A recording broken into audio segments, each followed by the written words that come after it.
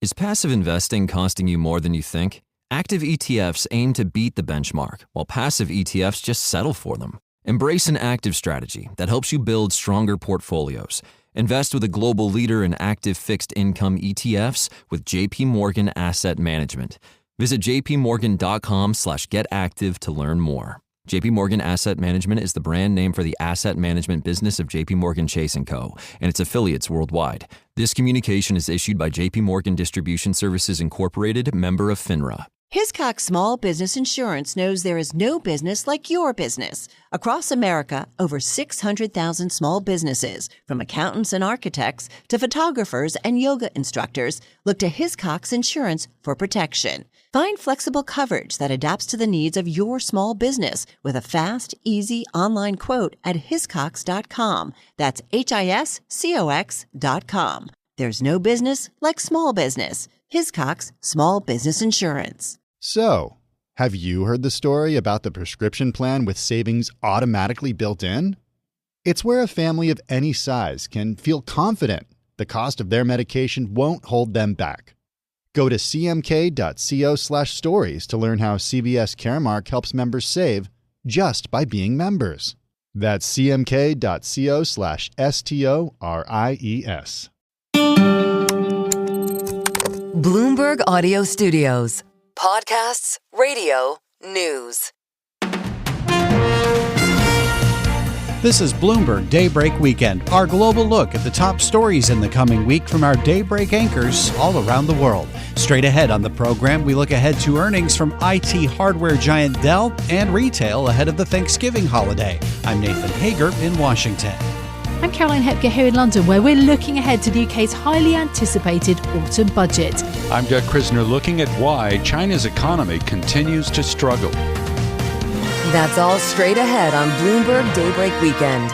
On Bloomberg 1130 New York, Bloomberg 99.1 Washington, D.C., Bloomberg 92.9 Boston, DAB Digital Radio London, Sirius XM 121, and around the world on BloombergRadio.com and the Bloomberg Business app. Good day to you. I'm Nathan Hager. We begin today's program with more tech earnings. Yep, we're not quite done with them just yet. We'll hear from IT hardware giant Dell. It opens its third quarter books after the market close on Tuesday. Ahead of it, we're joined by Woo Jin Ho, Senior Technology Analyst for Bloomberg Intelligence. Great to speak with you. And I guess we're sort of coming off the glow of NVIDIA's earnings this past week, right? Does the AI chip giant inform how you're thinking about what we could get from Dell this week? Yeah, hey Nathan, thanks for having me on. The NVIDIA results are actually quite positive for Dell's AI story. There's a $20 billion sales outlook for fiscal 2026. There is maybe a little bit room for upside in the third quarter results, and as well as the fourth quarter outlook. And the fiscal 27 outlook looks very promising as well, given the momentum. Now the issue is profitability, right? The AI servers have not been the most profitable for the industry. Dell has actually done a fairly good job, and we'll see where they are on the profit margin side.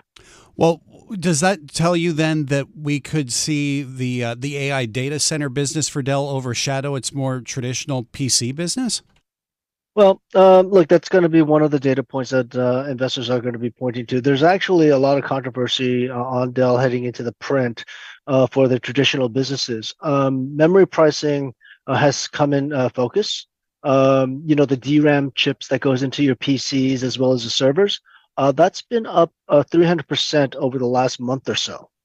And that could potentially not only affect margins in the near term, but also the pricing dynamics. And given how inelastic that the PCs can be, that could affect demand. Well, how could Dell potentially get past some of the drag on its margins that you see from the AI servers?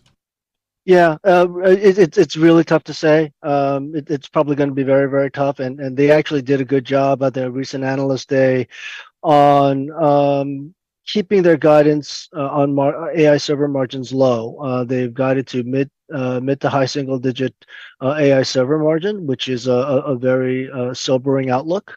and a realistic outlook. So if they do a better job on the AI server side, on the margin profitability side, there is room for upside, but it's already baked into expectations. So I'm comforted by that. Now, in your note leading up to these earnings, you say you're looking for signs of improvement from Dell when it comes to operational changes. Can you walk us through what you're thinking there? Yeah, absolutely. So a couple of things that Dell has been doing over the past couple of quarters is streamlining the operations, cutting costs, and they actually were on the forefront on some of the cost actions in terms of relative to the growing AI mix. And I do think there's scope for Dell to maintain a high single digit operating margin profile despite a growing AI mix. Now, of course, a lot of people who follow this company closely know that the federal government is a pretty important customer for Dell. Of course, we've had a government shutdown. Now that the government's back open, how could that feed into the outlook for Dell? Yeah. So, well, from a results perspective, there might be a chance that it might be a drag on earnings. Now the outlook is going to be a little iffy in the sense that it may take a little bit or some time for the federal government to really start ramping up their spending engine. So there might be some headwind on the growth outlook, but it's going to be just a temporary blip in my mind. And the focus will turn to fiscal 2027 guidance thereafter. And in terms of the AI business overall, does that point to opportunities for Dell, or is the competition just too fierce out there? No, I will tell you, all the AI server vendors have been very aggressive in terms of winning the footprint. Among the AI server vendors, two have stood out, Supermicro and Dell being the other one. I do think that of the hardware vendors that are out there, Dell is probably one of the better positioned to win more global footprint sales. And that, going back to your margin question, that could help margins as other players decide to back out. Appreciate this. Thank you so much. That is Woo Jin Ho, Senior Technology Analyst for Bloomberg Intelligence. We move next to the retail space. A couple names in that sector opened their books on Tuesday as well. That would be Kohl's and Abercrombie and Fitch. We're also expecting overall retail sales numbers that would have come out sooner if not for the government shutdown. September figures are due out Tuesday as well. Busy times for Mary Ross Gilbert of Bloomberg Intelligence. She's a senior equity analyst who covers retail. It is so great to have you with us as well. Of course, we've been hearing from so many of the retail giants lately. We got Target results that were kind of different from Walmart's results. What does that tell us about what we could be getting this week, Mary? So, Nathan, it's a great question. And I think what we're going to see come Tuesday, I think Abercrombie actually could have a miss. And it's really going to be on their namesake. And we might have, and this is based on Bloomberg's second measure transaction data, we might have less of an increase on the Hollister side of the brand. So that could also impact their results. But with regard to Kohl's, we think they probably meet expectations. They're looking for like around a 4 or 5% decline in sales because they're still trying to get their assortments right. And then, of course, operating margin is expected to drop, and it's pretty low as it is. It's already in the low single digits. So, Kohl's really has a lot to get right. And that's going to be a big focus, how they're positioned for holiday and where their comp sales are on a monthly basis, because we did see in July that they were flat. So there was encouragement that maybe those sales could improve with the third quarter. So we'll see that when they go to report on Tuesday. Let's hone in a little bit more on Kohl's, because this is one of those kind of department stores that sort of feeds to all ends of the retail spectrum, doesn't it? Whether you're a value conscious consumer or someone who's more willing to spend on the high end. Yeah, they do. They really skew to the lower end consumer, really on the value segment, as you pointed out. And one of the merchandising mistakes that they made last year is that they cut back on private label And that was really a good category for them. The brands that they have, the private brands like Sonoma, really resonate with their customers. And so bringing those back, they've already started to see a boost in their sales because of that. The other thing they did was they got rid of or honed back on petite sizing. And that was another very, very important category for them, having that extra sizing. So bringing all that back, they're already seeing a lift. And it's also higher margins. So that's also helping them on the margin side. So we haven't seen the erosion that we thought we would with tariffs. So they've really made no comments on tariffs having an impact. So that's going to be, a big focus. But really, Macy's is going to come in the following week, and we think we're going to see better trends there because we think their strategy of going in and bringing back service, of bringing in more relevant brands, is really starting to show some traction there. And we should see potentially positive comp sales come out of Macy's for the go-forward business, because that's really the focus there. Dillard's already reported, and they came in with a very nice 3% increase in comp sales. So a good sign for department stores. And there are probably some investors who have memories of the scandal surrounding the previous CEO of Kohl's. Has the department store gotten past that? I think they have, really. The current interim CEO that they have seems to be doing a really good job very quickly getting things back into the store that matter. For example, they're going to have fine jewelry in over 25% of the stores. I mean, yeah, they need to have it in the vast majority of the stores for the holiday season, but it's a big improvement from when they brought in Sephora, and they did it as a replacement of jewelry, not something you can really do because that's a key gifting category for consumers during the holidays and other key gifting seasons. So he's making some decisions very quickly that are showing green shoots of improvement there. And I think that is encouraging for Kohl's. And let's turn in the time we have left to Abercrombie and Fitch. You mentioned some of the challenges that some of its specific brands could be facing. Talk us a little bit more through that and how name brand apparel is faring overall in this current economic environment. Yeah, so Nathan, actually overall, I would say apparel overall looks to be very strong, especially for those that are executing. And if you look on, let's say, the off price, because we had TJX report and they had great numbers. So that just goes to show you they're carrying all the name brands and the consumers love it. So they're flocking to off price. But going back to Abercrombie, the namesake brand, has posted 4 years of double-digit comp sales increases. So we're now cycling those 4 years, and thus why their sales are coming in lower year over year on a comp sales basis. So it's really hard to keep bringing in more newness, more excitement to keep that going. And their core customer there are really the millennials. Their Hollister brand really shows that that's still performing well. Now, is it performing as good as analysts expect? Based on the data, we're not so sure, but that's something we're going to look for next Tuesday when they go to report their results. And Hollister really caters to the Gen Z customer. And that customer, by the way, loves to shop in store. 70% of their sales are generated in store. And Abercrombie, 60% are generated online. Lots to think about in the retail space. Thank you for this, Mary. Really appreciate it. That's Mary Ross Gilbert, Senior Equity Analyst covering retail for Bloomberg Intelligence. And coming up on Bloomberg Daybreak Weekend, we'll look ahead to the UK's highly anticipated autumn budget.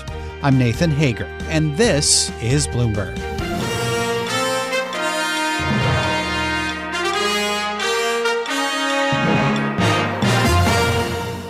Is passive investing costing you more than you think? Active ETFs aim to beat the benchmark, while passive ETFs just settle for them. Embrace an active strategy that helps you build stronger portfolios. Invest with a global leader in active fixed income ETFs with JP Morgan Asset Management.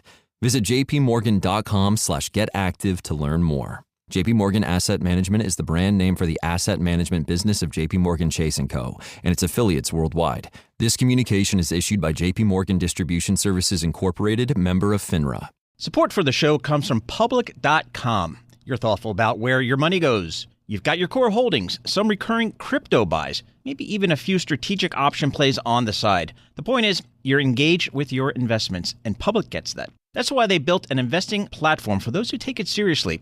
On Public, you can put together a multi-asset portfolio for the long haul. Stocks, bonds, options, crypto, it's all there. Plus an industry-leading 3.6% APY high-yield cash account. Switch to the platform built for those who take investing seriously. Go to public.com/market and earn an uncapped 1% bonus when you transfer your portfolio. That's public.com/market. Paid for by Public Investing. All investing involves the risk of loss, including loss of principal. Brokerage services for U.S.-listed registered securities, options, and bonds in a self-directed account are offered by Public Investing, Inc., member FINRA and SIPC. Crypto trading provided by Zero Hash. Complete disclosures available at public.com/disclosures. Did my card go through? Oh no. Your small business depends on its internet. So switch to Verizon Business. And you could get LTE business internet starting at $39 a month when paired with select business mobile plans.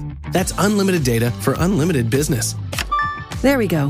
Get the internet you need at the price you want. Verizon Business. Starting price for LTE business internet, 25 megabits per second unlimited data plan with select Verizon Business smartphone plan savings. Terms apply. This is Bloomberg Daybreak Weekend, our global look ahead at the top stories for investors in the coming week. I'm Nathan Hager in Washington. Up later in our program, we'll look ahead to some key economic data from the world's second largest economy.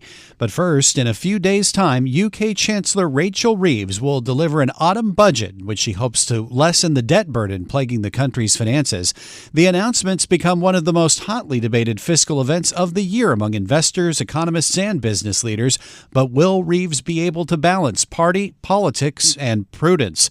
For more, let's go to London and bring in Bloomberg Daybreak Europe anchor Caroline Hepker.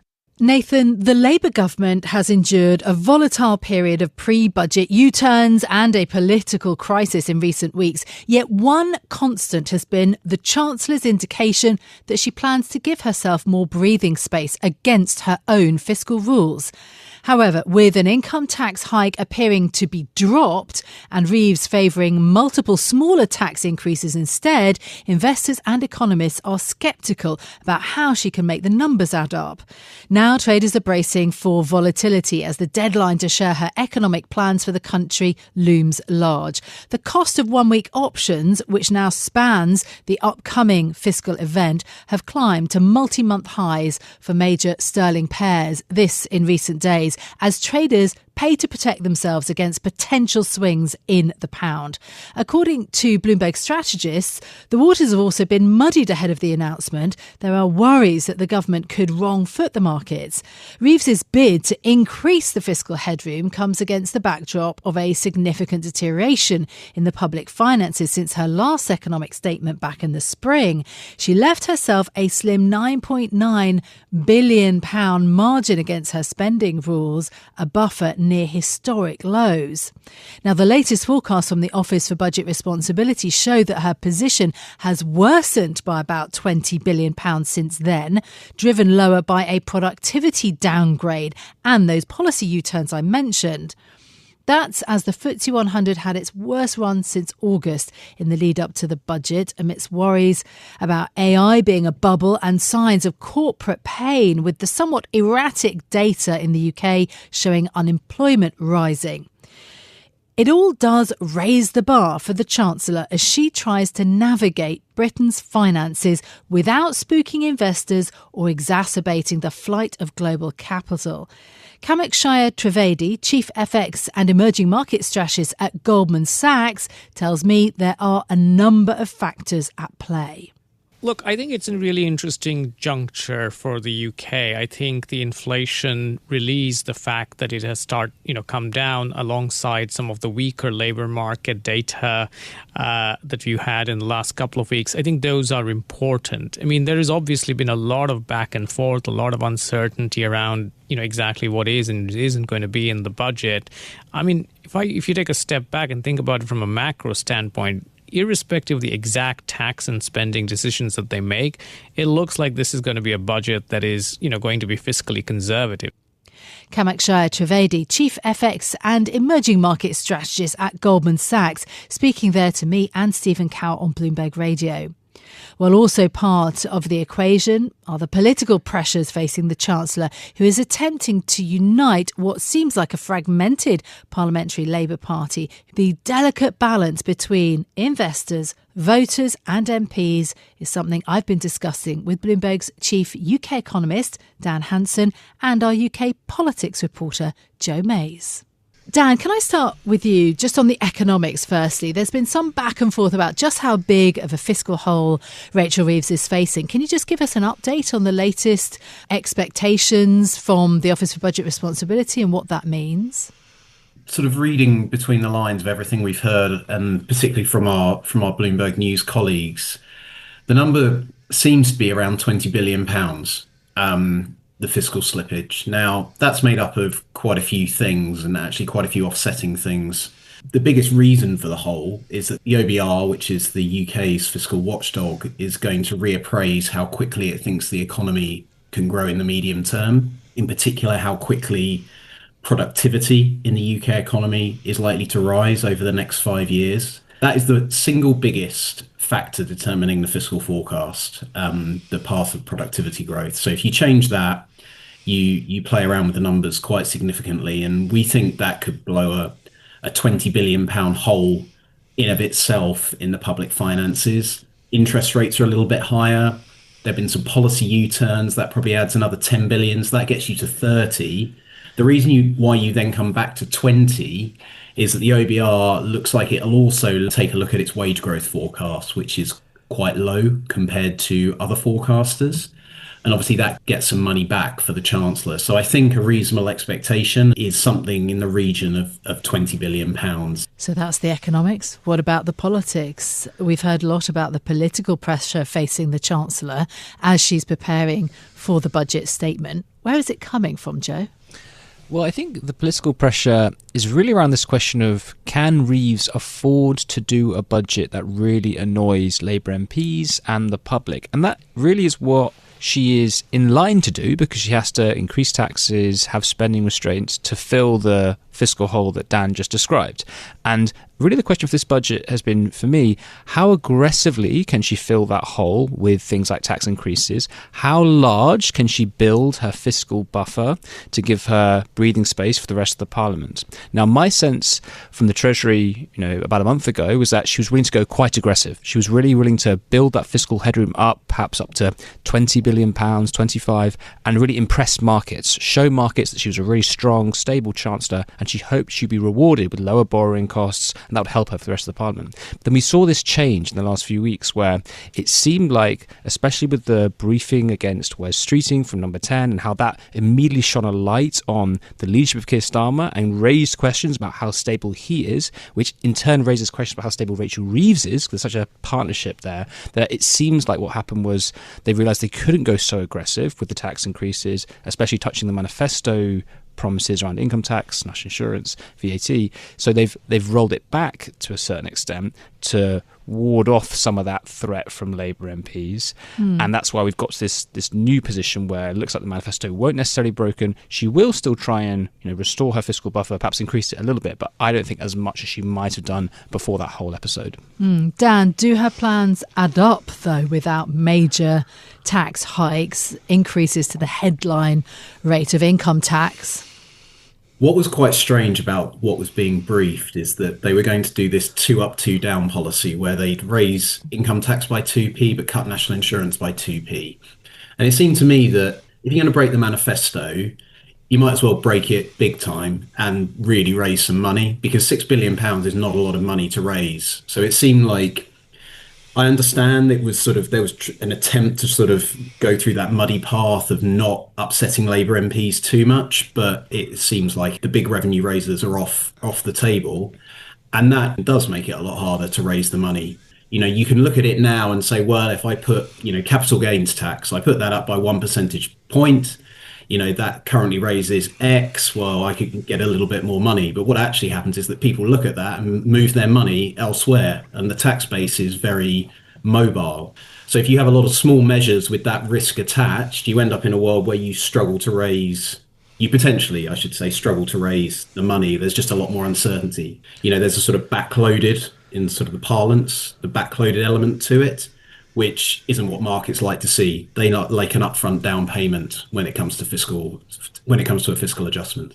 Yeah, absolutely. In terms of the pre-announcement that you mentioned, the big speech, which laid out her economic thesis a couple of weeks ago, did that do more harm than good? I think the immediate harm we've seen is that it has created a sense of chaos and loss of control around narrative for this budget, because you've had Reeves clearly preparing the country for one thing and then moving away from that in the last couple of weeks, and that does give an air of lack of control and wayward government, and that is clearly harmful.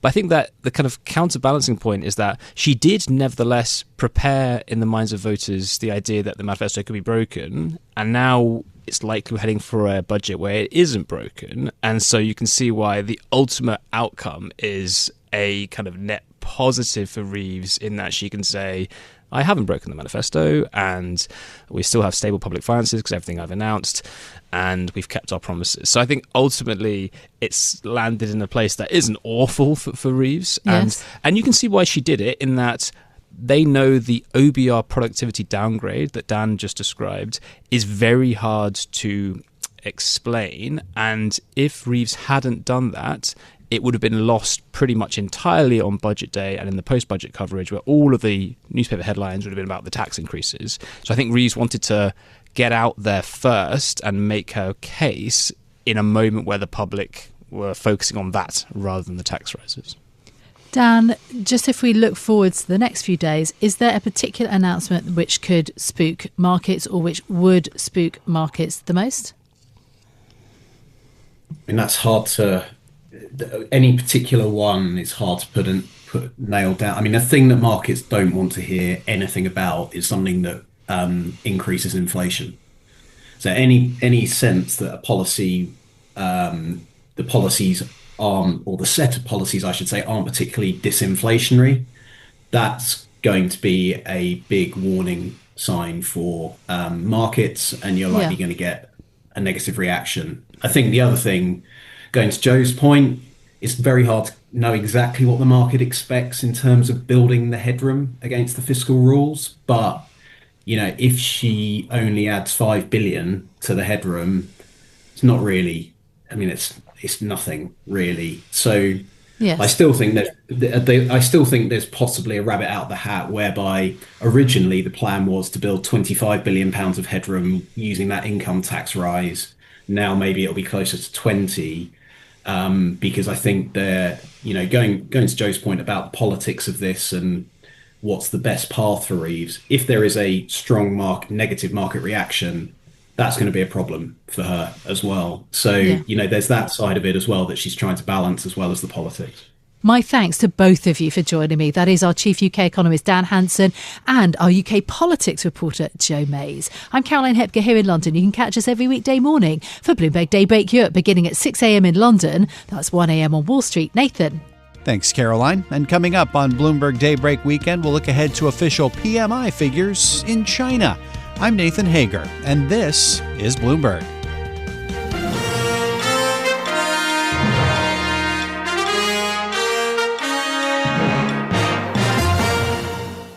Support for the show comes from Public.com. You're thoughtful about where your money goes. You've got your core holdings, some recurring crypto buys, maybe even a few strategic option plays on the side. The point is, you're engaged with your investments, and Public gets that. That's why they built an investing platform for those who take it seriously.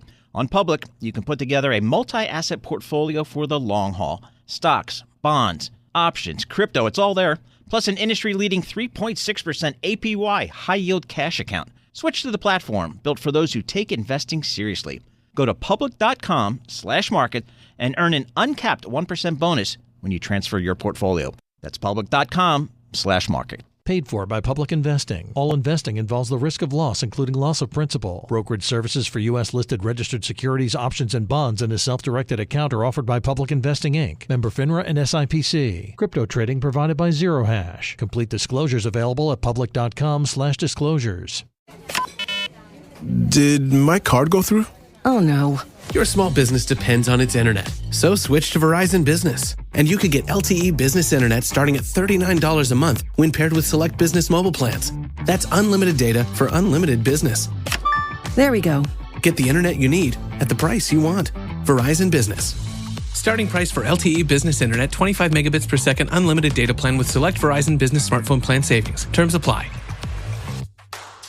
Hiscox Small Business Insurance knows there is no business like your business. Across America, over 600,000 small businesses, from accountants and architects to photographers and yoga instructors, look to Hiscox Insurance for protection. Find flexible coverage that adapts to the needs of your small business with a fast, easy online quote at hiscox.com. That's HISCOX.com. There's no business like small business. Hiscox Small Business Insurance. This is Bloomberg Daybreak Weekend, our global look ahead at the top stories for investors in the coming week. I'm Nathan Hager in Washington. We turn now to China, where there's a question as to whether the economy will hit this year's growth target of 5%. In the week ahead, Beijing releases its official PMI figures. For more, here's Doug Krisner, host of the Daybreak Asia podcast. Nathan, weak economic momentum in China has persisted from the third quarter into the early part of the fourth quarter, and the slowdown appears to be broad-based. For a closer look, I'm joined by John Liu, Bloomberg executive editor for Greater China. John joins us from our studios in Beijing. John, thank you for being here. I'd like to start with this PMI data, and I'm curious as to whether we're going to learn anything new regarding the Chinese economy. I think the PMI data that we get is going to show a continued weakness in the economy. Manufacturing PMI has been in contraction for 7 consecutive months. I think we will get an 8th consecutive month. Services PMI has been very, very close to that 50-point edge between contraction and growth, and I think we will stay there. There's even a danger that we will slip into contraction for services as well. You know, it's interesting that you made that point about services, because when I look at some of the more high-frequency type data coming out of China, or even the monthly activity data for the most recent month, demand domestically is still struggling, and I know the government has been trying to figure out a way to address this issue. Are there any novel ideas that have kind of emerged, or is it basically turning into a bit of a treadmill and going back to the old playbook to try to figure out what approach may work? So I think the situation has actually gotten a little bit worse in the last month or so. So we got data for the month of October, and that showed the thing that really surprised people was a drop-off in investment in China. And so investment is almost half of GDP.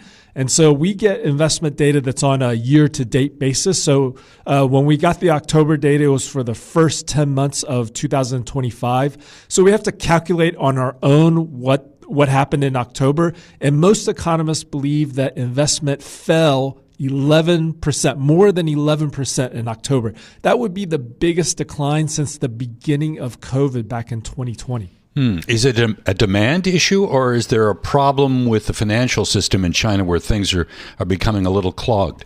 So it's a combination of a lot of different things. On one hand, there's been some weakness in exports, and so that means there's less incentive for companies to be investing in new factories, et cetera. The Chinese government's also been pushing for sort of trying to reduce the capacity problem that we have in China. There are too many factories churning out too many goods that are all trying to get exported, and that's causing friction with trade partners, not just the U.S., but Europe, with South America, with Africa, with countries around Southeast Asia. And so the government's trying to pull that back. That's been reducing the impulse to build out factories, to invest at a corporate level. And at the same time, the government has been pushing local governments, so cities and provincial governments, to pay back their debts instead of using the money they have to finance new infrastructure projects. And so all of those things combined has led to this pullback in investment. So everything that you said just now, do we have to place that in the context of a country that is still struggling with deflationary forces? You mentioned the overcapacity issue. Yes, that's a part of it, but I'm wondering whether there's real concern now that China perhaps has entered some sort of deflationary trap. I think that is a real concern. I think the government is trying to address it. I think that is why this anti-involution campaign has been launched, because the government sees that at the root of why China has this deflation problem is there's just too many factories churning out too much stuff, much more in excess of what actual demand there is in China. And so you either have to export it, or all of these companies need to cut prices every month just to compete to get their product out the door. So when I think of deflationary traps, I think of the Japanese economy for what amounted to 3 decades. Let's talk a little bit about what's going on these days between China and Japan, and what appears to be a real diplomatic test for the new Japanese prime minister. She angered China recently with remarks about Tokyo's position on the issue of Taiwan. Where do you think this ends up?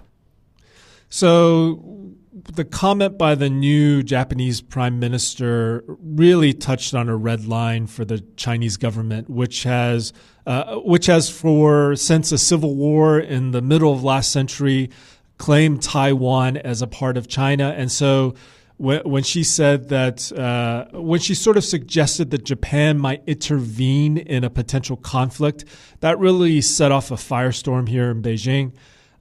What happens next? The Chinese are demanding that the Japanese prime minister retract her statement.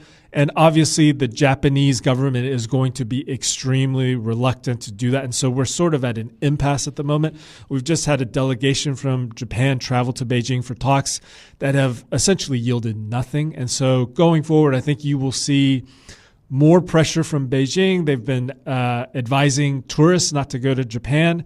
And I think the Japanese will be trying to stand their ground. So if you look at the relationship of these two countries, just insofar as trade is concerned, what kind of damage could be done if China were to impose some strict controls on exports to Japan, or even products that are imported from the Japanese manufacturers into China?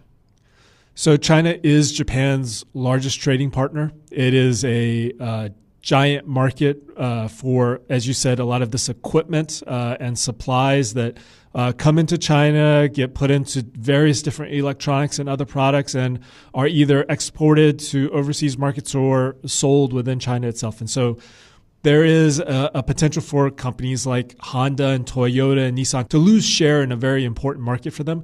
At the same time, obviously, China supplies a lot of rare earths to the Japanese, as they do the U.S. and Europe. And so that is another lever that Beijing could use. They could cut off that supplies. That could cripple a lot of the Japanese manufacturing that happens. And so, the risks are very high for both countries. I know on the level of tourism that a lot of Chinese tourists end up going to Japan for vacation or holiday. Is that dynamic beginning to shift? So we've had a lot of anecdotal evidence that tour groups are canceling their reservations in Japan, Chinese tour groups. We've had reporting that shows Chinese state-owned companies are telling their employees not to go to Japan. But at the same time, we also have anecdotal evidence that suggests that, planes traveling from Shanghai to Tokyo are still full of tourists. And so it's until we get more aggregate data, it's really hard to tell cumulatively how much of an impact it will have. But if this goes on, the longer it goes on, we have to expect that the bigger the drag on the Japanese economy it will be. John, we'll leave it there. Thank you so very much. It's always a pleasure. John Liu, he is executive editor for Greater China, joining from Beijing. We go to Singapore next, where in the last week we heard from thought leaders at the Bloomberg New Economy Forum. We spoke with Singapore's Prime Minister Lawrence Wong. Here is a portion of the conversation with Bloomberg News editor-in-chief John Micklethwaite. Can I ask about Singapore as a financial hub? Yes. You've had this onrush of money coming here. You've had this big push to lure people here, the family offices, you see many of them here, a lot of wealthy people coming here. And you get two issues from that. And the first one is this issue of inequality, which I know the Gini coefficient has got better, so that in income terms, getting better. But there is this, every time I come here, people talk about inequality more. Yeah. And I wondered, you've already introduced taxes on luxury cars and properties. But do you see Singapore moving towards other things, a capital gains tax, for instance? Two separate issues, really, because wealth management, Singapore is a financial center. I think we can grow in terms of wealth management. Family offices may set up here. They are not Singaporeans. They, have their offices here. They manage your funds out of Singapore. We welcome that. It creates jobs for Singaporeans. I think that's a good thing, and we can explain that to Singaporeans. Sometimes it creates frictions, especially when there are ostentatious shows of Ferraris and things, yes. And we have just to remind them that, Singapore is a different society. We are egalitarian. Our norms are different. Please understand. And for the most part, they do. Tackling wealth inequality where it comes to our people and our population, that's something we continue to work on, whether it's income or wealth. We have a range of policies. It's not just about tax alone, because in Singapore, we have the ability to also provide wealth injections. And a major reason why we can do that is housing. Almost everyone owns their own home. Majority live in public housing. And when you buy a flat from the Housing Development Board in Singapore, you get housing equity. And that's the reason why even at the lower end of bottom 20% of households, actually they have significant net wealth, net asset value because of home ownership. So that's one way we can continue to fine-tune our policies to provide more support and uplift for lower income groups. We also have a Central Provident Fund, which is Social Security, which is the individual's own retirement nest egg, which we do top-ups from time to time. So our tool sets are not limited. I know there's a lot of interest. Again, yes. Bloomberg's favorite question for me. Capital gains tax, wealth tax. A lot of questions about tax, but our toolkits are not limited to tax alone. We also have wealth transfers. I'll take that as a maybe. Just the other issue about a lot of wealthy people coming here is that not all of them have been virtuous, if I can put it that way. You had the money laundering case. We've got illicit flows. Yes, and you had the accusations from the US about one of the heads of the main Asian crime families being here. You've dealt with these things, but there is, and one of your ministers had a very nice Chinese saying, when we open the windows, some flies may also enter. And sometimes we get more than flies. Yes. But how many flies can Singapore tolerate? And do you need a bigger fly swatter? We do have quite a big fly swatter. I mean, we take it very seriously. It's not unique to Singapore. The illicit flows are everywhere. All financial centers have to deal with this. So to us, it's not so much about that there is an incident. There are bound to be incidents, and there are bound to be suspicious transactions, and then with intelligence, with cooperation across different countries, eventually we get to the bottom of it. The key is, what do you do? And we are very stringent, and we take swift action. And we are determined to protect our reputation, because that's what keeps Singapore going, a trusted business and financial center. That was Singapore's Prime Minister Lawrence Wong speaking with John Micklethwaite, editor-in-chief of Bloomberg News, during the Bloomberg New Economy Forum in Singapore. I'm Doug Krisner. You can catch us weekdays for the Daybreak Asia podcast. It's available wherever you get your podcast. Nathan? Thanks, Doug. And that does it for this edition of Bloomberg Daybreak Weekend. Join us again Monday morning at 5 a.m. Wall Street time for the latest on markets overseas and the news you need to start your day. I'm Nathan Hager. Stay with us. Top stories and global business headlines are coming up right now.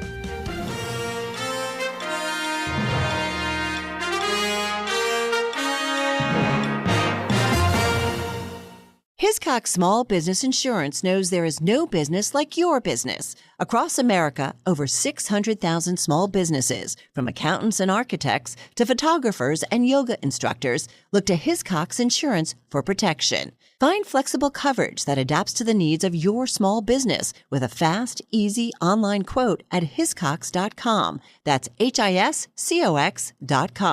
There's no business like small business. Hiscox Small Business Insurance. In business, a thoughtful gift does more than say thank you. It recognizes achievement, builds loyalty, and shows someone they are genuinely valued. With 4imprint, you can choose from thousands of high-quality products, apparel, drinkware, tech, and more, designed to leave a lasting impression. And with expert support, dependable service, and their 360-degree guarantee, your gift will arrive exactly as intended, on time and on brand. Explore gifting with purpose at 4imprint.com. 4imprint, for certain. As a contractor, I don't pay for materials I don't use. So why would I pay for stuff I don't need in my mobile plan? That's why my Biz plan from Verizon Business is so perfect. Now I can choose exactly what I want, and I only pay for what I need. Right now, with my Biz plan, get our best price, as low as $25 a line. Visit Verizon.com/business to get started today. New lines only. Price per month with 5+ lines. Includes auto pay and paper-free billing and promotional discount. Taxes, fees, economic adjustment charge. Applicable add-ons, prices, and terms apply. Guarantee applies to base monthly rate and stated discounts only. Add-on prices additional. Offers in January 5th, 2026.